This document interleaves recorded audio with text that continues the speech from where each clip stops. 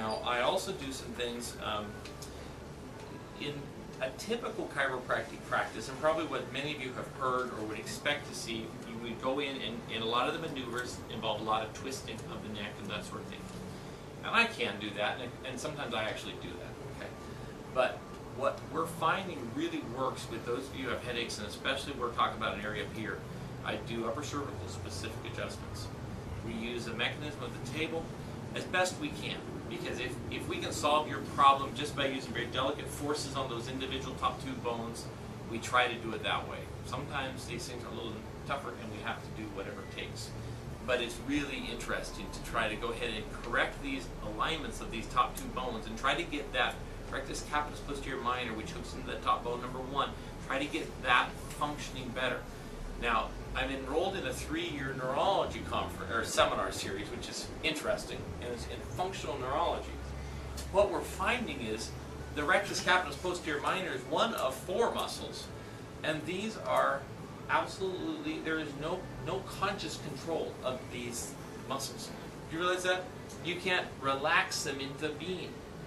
The only way that you can actually relax them is because essentially because if we think about our skull sitting on top of our spine, we have muscles, the big muscles that kind of move and things, we can move our head like that.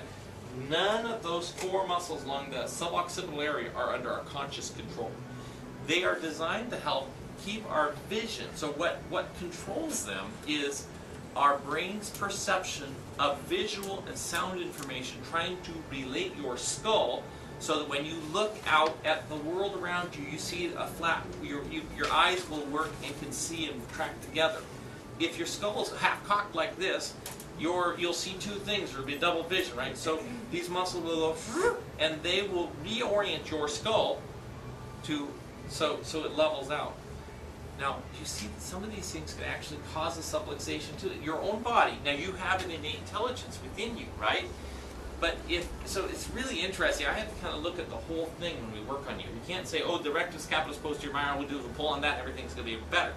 Well, it's not necessarily that simple. If your head's too far forward, you're going to have a lot of tension on these muscles, they're going to pull on the head, so we've got to deal with all the aspects of biomechanics trying to restore you back to as close to a normal function as possible. And if we can do that, it will revolutionize your life. So that's something that I wanted to share with you tonight.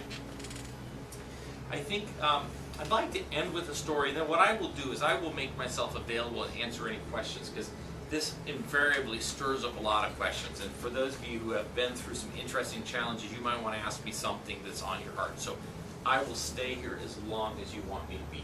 All right. But if somebody wants to get on with their life and that sort of thing, let me go ahead and end tonight with a story that I want to tell you. And this is called Your Personal Titanic.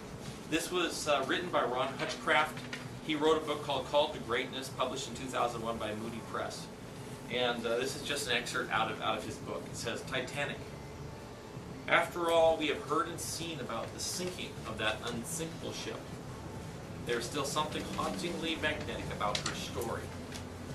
For the 700 survivors, the images of that horrific April night are unforgettable. The brightly lit ocean liner sinking lower and lower, the futile flares exploding in the night sky, the ship's last agonizing moments with her bow pointing upward and sliding beneath the surface, the sudden near silence as the ocean erased Titanic from her icy surface. Well, moviegoers and book readers will remember all these images. But of all the mental pictures, none is more unsettling to me as what happened after the Titanic had sunk. There were only 20 lifeboats aboard, which was about half of what was required to fully evacuate the ship. So as the Titanic was sinking, many passengers were able to put on a life jacket, but they could not find an available lifeboat. They jumped or fell into the ocean and were left floating into frigid waters, crying into the night for help. Yet there was room in the lifeboats for hundreds of them. Though those in the water continued to cry for someone to rescue them, the people in the lifeboats just kept going away. Only one finally turned back in time to save only 6 passengers. 3 days later, when the funeral ships arrived from Nova Scotia, they were greeted by a ghostly sight.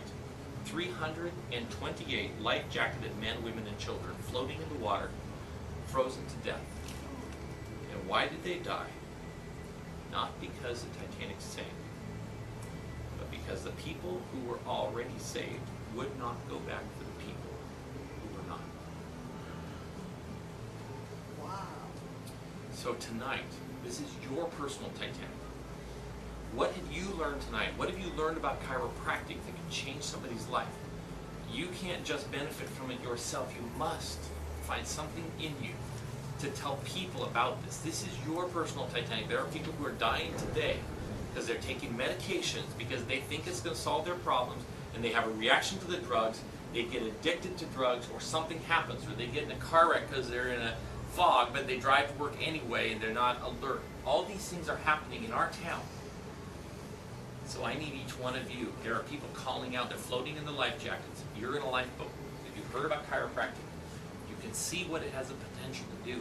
I need you to stop, roll back to the people, tell them about chiropractic, pull them into the lifeboat, and then let's save the world. Because people literally are dying because they don't know this. And so I want to just call on you to think about chiropractic, to think about our practice, other chiropractors in other areas. And if you might have been thinking about someone right now who maybe they live in Florida or they live someplace else, we will help you find somebody who can serve their needs. All right. So just if there is anybody, if someone's coming to mind, you want to talk to me about that afterwards, please do. But remember the story of the Titanic. That many, many more people could have been saved if the people would have stopped. They didn't do it because they were afraid if they stopped, people would climb onto the lifeboats and they would be knocked over or something would happen. They were better getting away from the people who were bobbing in the ocean. Okay? So this is a really important thing to think about tonight, somewhat sobering. But thank you for coming tonight. And I hope as you think about this, you'll start to think about your bodies and how miraculous it is that your nerve system controls everything. And if we can find out where the problem is that's affecting your nerve system, not just headaches, but whether it's high blood pressure, arthritis, all sorts of things can be transformed. All right? So thank you for coming tonight.